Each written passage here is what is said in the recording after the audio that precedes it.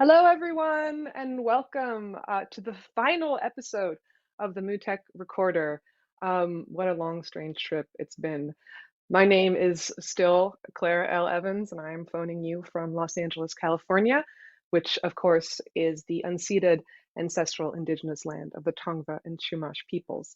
I will be your host for this very, very last little half hour as we unpack the events of today's MUTEK Forum. But as you doubtless know by now, I am just the visible part of a much larger team.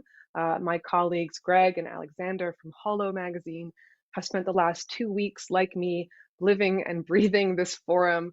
Every day they've been watching panels, Q&As, workshops, roundtables alongside you, I'm sure, and collating all of the most resonant stuff, images, quotes, citations, footnotes, big takeaways, and other musings, which they are publishing daily in the form of an evolving, spontaneous dossier documenting MUTEK in real time. As you know, every day I've been sharing some highlights from that dossier, but now that we've reached the end of the forum, I hope you have an occasion, or you make an occasion, to revisit the dossier in its entirety, because it will now serve as an archive of all of the conversations and provocations that we all experienced collectively over the last 2 weeks. A note, every episode of this program, the MUTEK Recorder, will also be archived in that dossier, and so you can go back and watch my conversations with folks like Xiaowei Wang, Mindy Su, Yor Glenny, Tim Mon, and so many other brilliant people. Yesterday, we were joined in this stream by the science fiction writer and futurist, although I'm sure he wouldn't like being called that, Tim Mon, who walked us through his process and reminded us to always ask what could possibly go wrong. And every day we've been joined by a different special guest who has shared their own interpretation of what recording means to them. And today, of course, is no exception. But before we get to today's very exciting guest, let's take a look at the dossier and reflect on how far we've come in the last 2 weeks. So here we go. Sure. So before I get into today's keynotes, I will say, look at just behold the sheer scale of the work that we've done over the last 2 weeks documenting this festival. There's so much here. There's so many resources. It's going to be so much fun, I think, to revisit this later and remember this experience. But today we began our day with the bionic pop artist, Victoria Modesta, who sat with Paper Magazine's David Hershkovitz to talk about her career path from model to pop star to MIT Media Fellow, and some of her ambitions towards what she calls the beyond. Modesta, of course, exploded into the popular consciousness in 2014 with a visually searing music video for a song called Prototype, which opens with the exhortation to forget what you know about disability, and sees Modesta stomping around in various stunning prosthetics encrusted in gems, lit from within, and of course, carved from glossy obsidian and finished with a glass-shattering spike. A key snippet of that video, which I'm showing you right now, the spike dance sequence, recently sold as an NFT on Foundation for a staggering 30 ETH. Modesta's disability, she said, the fact that she's missing a piece of her biological body, has given her a sense of the body as a mutable tool, one which can be refined, adapted, and modified to suit different purposes. It's also given her a sensitivity to the experiential aspects of her identity, just how it feels to be able to swap out parts of yourself. She brings this perspective to the question of the formation of her digital identity and seems really energized by the idea of porting that, her work and herself, into the so-called metaverse. As she explained during the Q&A, she was already world building with her body and designing an avatar for herself in IRL space long before our current cultural moment. And just by virtue of being a pop star who works with teams of creatives to accomplish ambitious presentations, she already sees herself as a kind of interface. So this move into virtuality is kind of natural for her. The question that she poses herself is not whether being digital life is as real life, but rather how she can bring the intensity and purpose of the work she's done in the physical world into the digital world. And she seems happy and eager to experiment and investigate until she figures that out. These are early days yet, of course. And when it comes to exploring technology from a non-consumer perspective, she said, we're really just touching at the edges. Modesta indicated that the pandemic has served as a catalyst as many people have over the last couple of weeks, to take virtual identity seriously, largely because sort of the virtual experience has become a more embodied experience for a lot of us. We're living on our computers, and so we're suddenly realizing, wow, this is real life. This is actually real life. And so she hopes that people, especially contending with the limited mobility of their quarantine experiences, will start to think more deeply about what their body is and how it interfaces with technology. Of course, people with disabilities have been at the forefront of these questions for a long time, particularly when it comes to the question of embodiment in virtual space.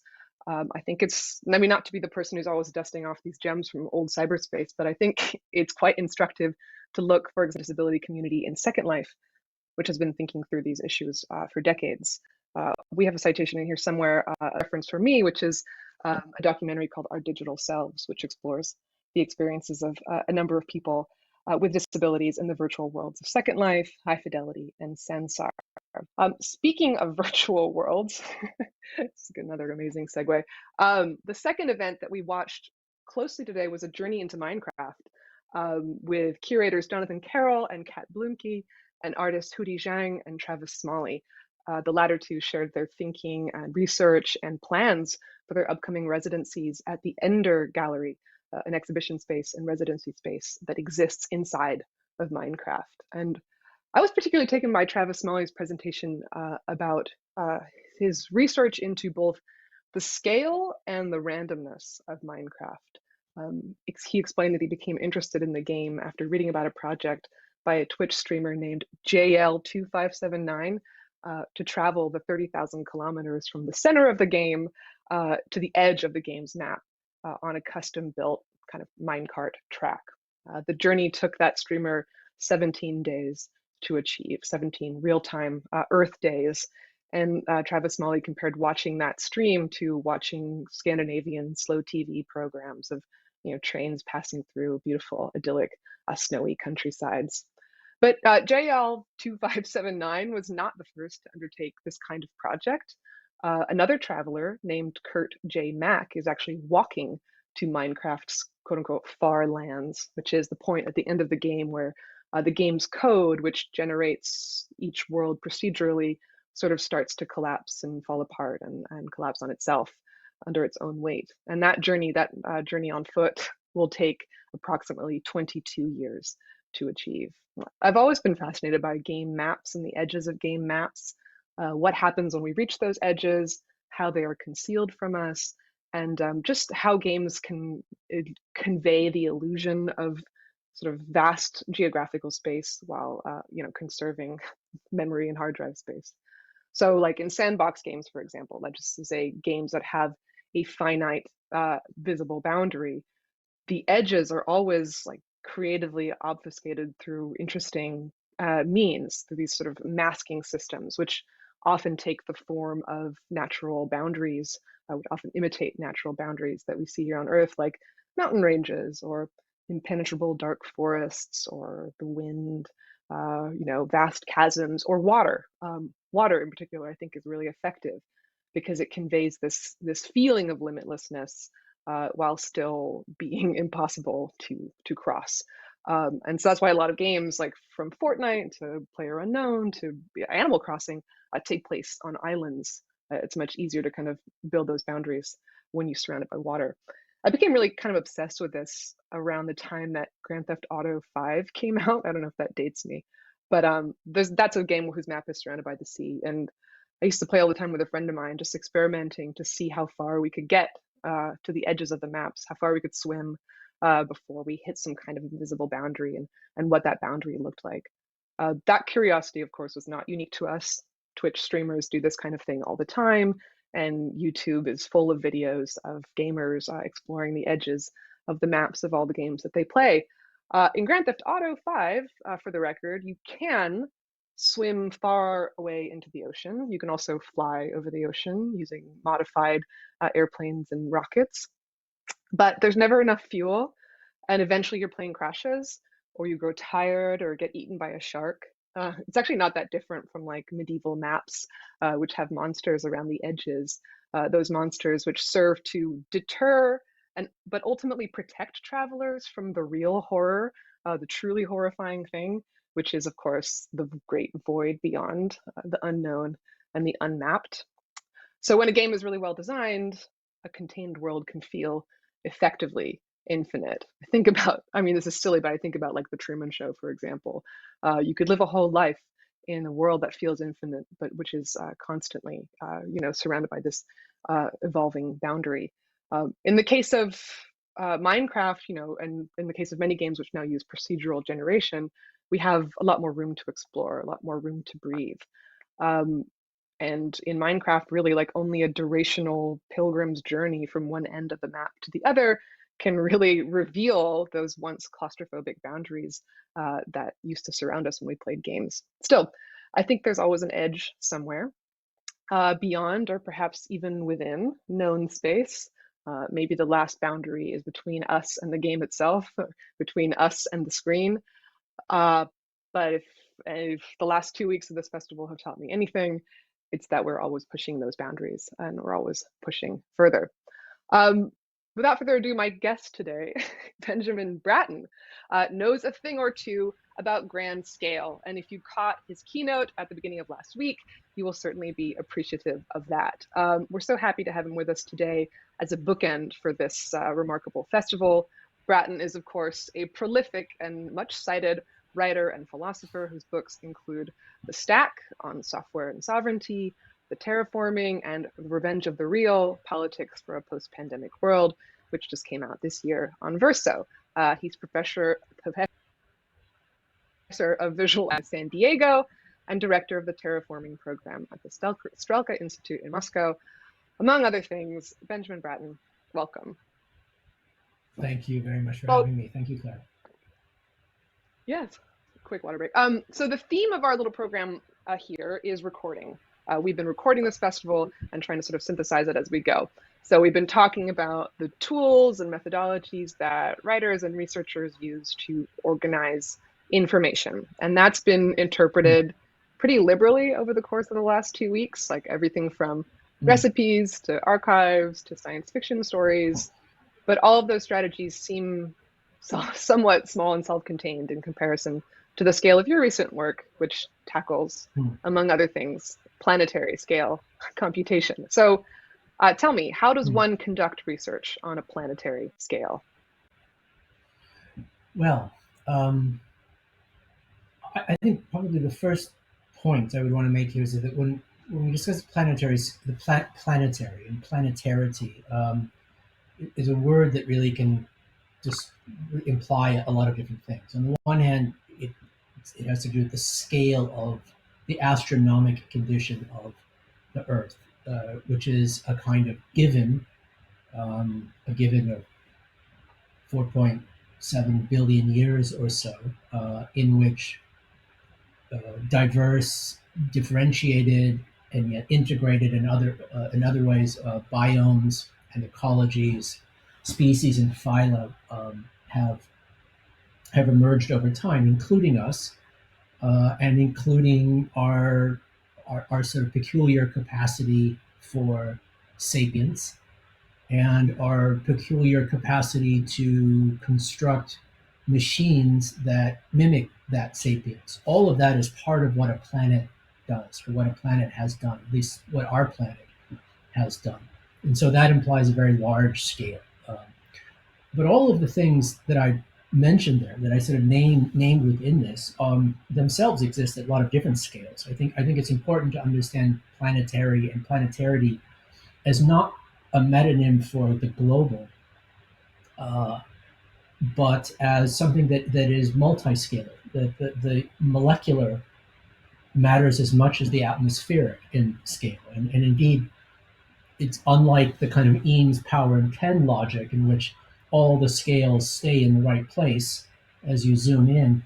In reality, the scales penetrate one another and overlap.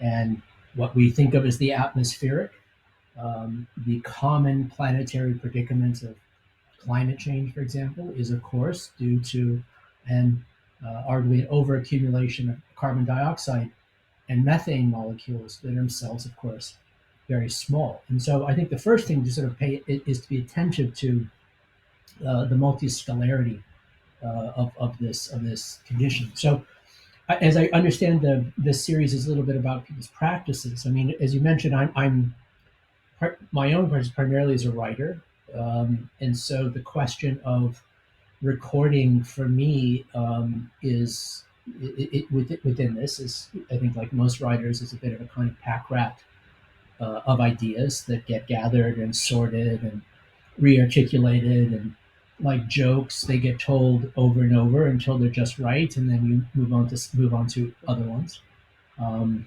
then they get arranged in sequence that become eventuated into books. But I was giving some thought to the question this morning. I think there's another way in which the question of recording, not necessarily as a method, but as a topic within my work, has become increasingly maybe more important if you think of it in a way. And that is that part of the way in which planetarity, the already existent planetarity, the planet that from which we became known to us, when we were able to actually conceive this and figure this out, is quite recent. It's really only in the middle of the 19th century that the reality of deep time, that the reality of the ancient age of our planet becomes possible to think. And in 1953, when the real age of the scientifically valid age of the planet becomes really established, the same year that Waiting for Godot was debuted. And so if we were to understand our own thinking as an emergent phenomenon of that planet, it only becomes possible to really understand our own thinking if we understand the conditions that make that thinking possible. And it is only very, very recently that it became possible to understand those conditions. You know, maybe this is when it's possible for philosophy to begin. I don't know.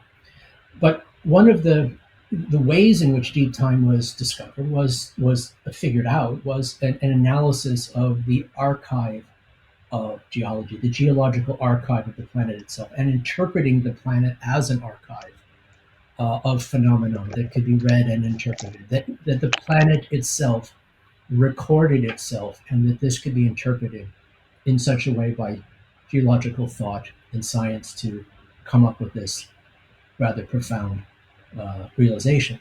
In more contemporary times, really in my lifetime, what we call planetary scale computation, all of the satellites and data centers and capacities for supercomputational modeling and simulation and so forth, have provided another kind of epistemological accomplishment, which we call climate change.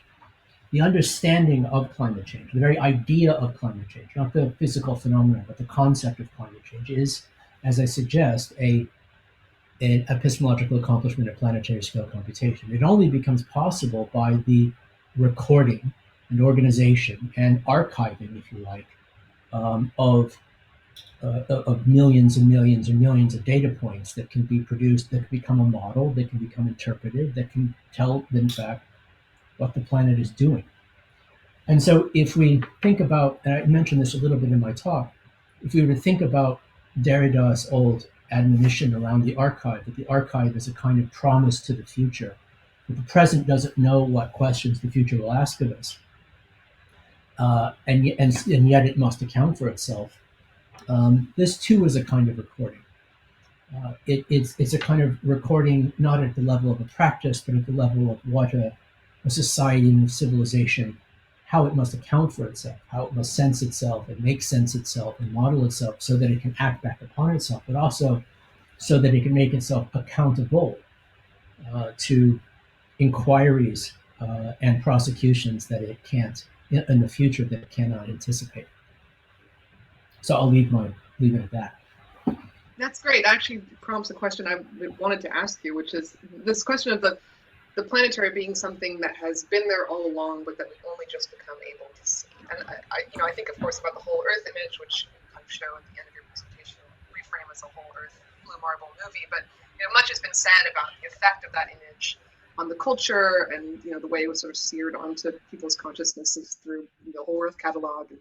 And all the early astronauts talked about the enormous emotional power of seeing the Earth as a whole, right? Like the so-called overview effect. Yeah. And Right. yet, I feel like in a relatively short time, that image has sort of lost a lot of its power. Like flat Earth conspiracies have returned, evangelicals, like we know the age of the planet, and yet plenty of people refuse to believe that. We ignore the realities of climate change. I mean, this is kind of batty, but I went to the Natural History Museum recently, and I can't explain it, but I had this feeling like the dinosaur bones weren't even real. Not that I believe that, but that I could see why somebody would, and I could imagine that somebody likely did. So like there's this very real sense in the air that everything is fake, the Earth is fake.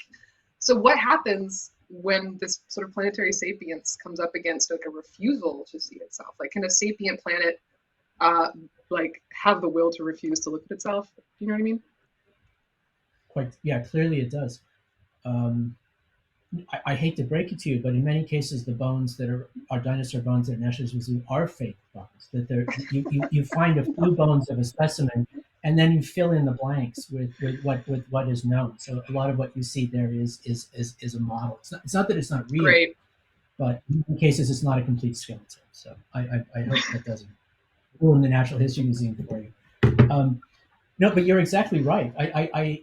What Frank White called the overview effect. And it's interesting that the history of the idea of the overview effect precedes Yuri Gagarin. It precedes even not only the Blue Marble image, it precedes Humans in Space.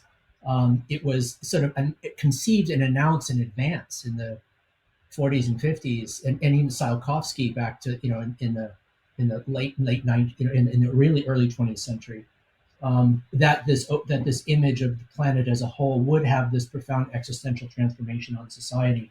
And so when Stuart Brand, had understood this, and then felt a little bit gypped, perhaps that this was being held back from us. And so I think it's interesting also to sort of think of this is that the presumption of this effect preceded the thing that was supposed to cause this effect, in its kind of regard. But I think the point that you're taking, that you speak to, is incredibly important, and it's one that I probably address most directly in the pandemic book, "The Revenge of the Real," which has to do with the ways in which there's two sort of fundamental disconnects that are sort of form the basis of the book. One is that there's this that part of the wave of populist politics over the last decade, but really the last 5 years or so, was an investment of political energy and the political imagination in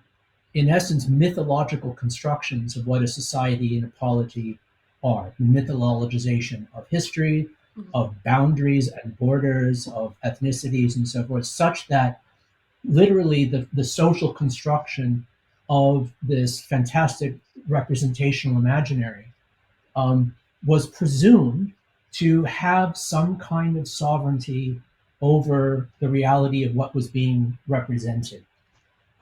In other words, Trump and Bolsonaro and Modi and Johnson turned out to be the biggest postmodernists of all, in the sense that the idea that the sign could actually replace the real. And what, in fact, we all are continuing to live through is this disjuncture, between this as an operant social principle and the underlying biological, viral, epidemiological, biochemical reality, what it means to be an animal, a particular kind of animal that is susceptible to, that always is, that emerges and evolves in relation to viral life, but now in principle has some capacity to conceive and understand and even act back upon what we might call the immunological commons, which of course defines to some extent the boundary of its species.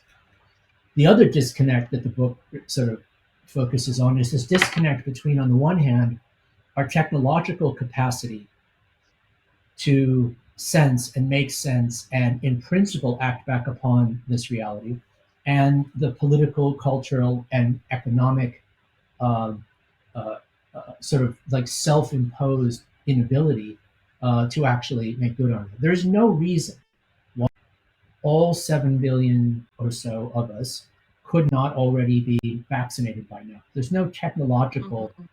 handicap there. I continue to be enormously amazed by the process by which the vaccines themselves were produced. It's worth remembering that the scientists in China mapped the genome of the COVID virus, posted it online as a digital model. The digital model is downloaded in Cambridge, Massachusetts. The scientists at Moderna produced their candidate vaccine based on the digital model of the virus that is functionally identical to the vaccine that they ended up going to market with. In other words, the vaccine made it to North America before the virus made it to North America. This extraordinary technological capacity to actually to model and act back upon this is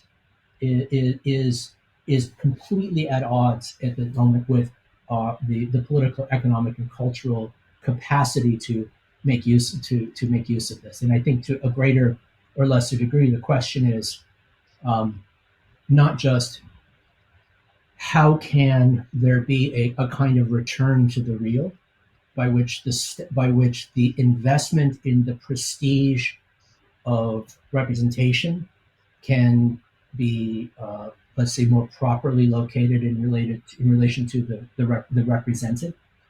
In other ways, in other respects, how can models that we actually do have of the real actually be given more efficacy? For example, climate change models.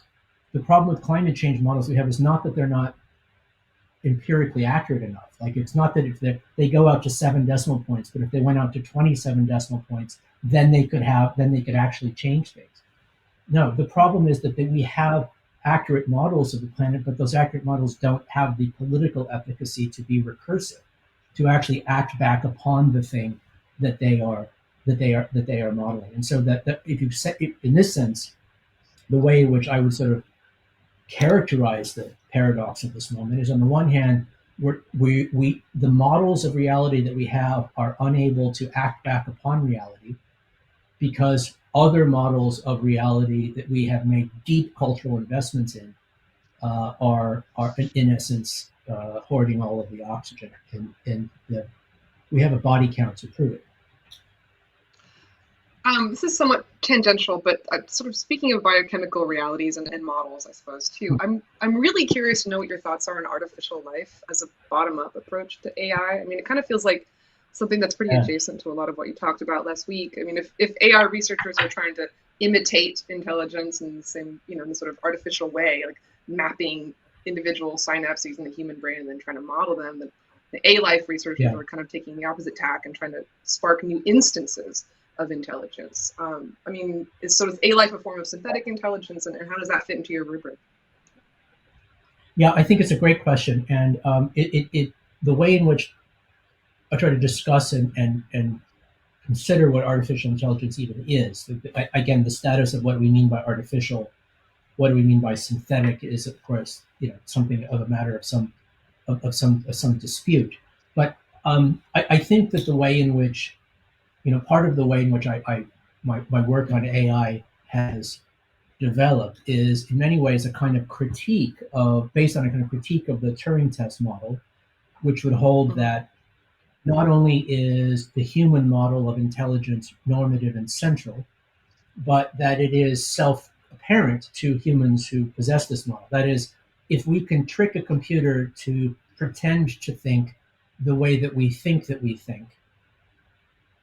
then that is we will allow that this is in fact a form of intelligence. I think one of the things that is becoming increasingly clear is that both in the way in which neuroscience and AI have long overlapped, is that we don't think the way that we think, and that there's kind of two possible problems here. On the one hand, you can model AI based upon the way humans think, because we are a primary sapient species, and so why not model it on a form of intelligence that is there, which makes sense. But there's other limits to this, which I think the A-life question gets to. On the other hand, the much clearer mistake, however, is to model AI not on how humans think, but on how humans think that humans think. And what you get there is, I would argue, in Herb Simon's sense of artificial versus synthetic, artificial is something, like a piece of glass that looks like a diamond, whereas synthetic is a molecularly identical man-made diamond. Mhm. Like it's genuine diamond, it's just man-made. That in the first that if you model AI based on the way we think that we think, then what you're really getting is artificial intelligence, something that looks intelligent but isn't. More generally, I know we're sort of running out of time here. More generally, I would sort of say that in the long run, I think that AI will have a lot more to do with less to do with us teaching machines how to think, and more to do with an exploration of machine intelligence demonstrating to us that intelligence exists in a much more diverse and complex spectrum than we had understood, and will give us a better sense of where we sit along that now illuminated spectrum, which means that issues around animal intelligence will become Yes. increasingly part of the question.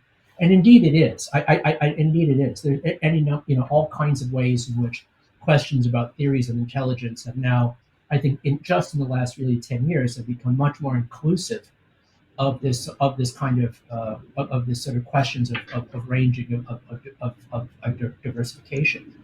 And so I think the question of artificial life or synthetic life, both sort of art life in silicon versus synthetically constructed molecules. Right across the street here was where the Cynthia, the synthetic organism that what was first built, have everything to do with the question of everything with artificial intelligence. But what they don't have to do with necessarily is the construction of AI that looks like the way we think we look in the mirror.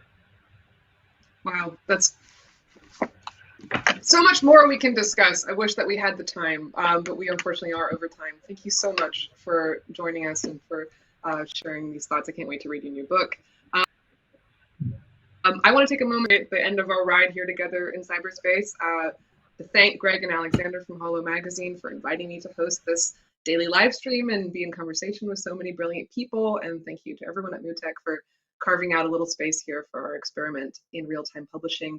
I hope it's been fun and instructive for you. And I hope we can keep in touch. I'm easy to find online, so find me. And don't forget, all of these recorder streams will be available and archived on the HOLO Magazine website, along with the finished dossier, which is still growing and evolving. So you can always revisit those things that sparked your interest. I hope you had a great festival and you made connections and sparked ideas that will fill your cup for a long time in the future. With love, goodbye.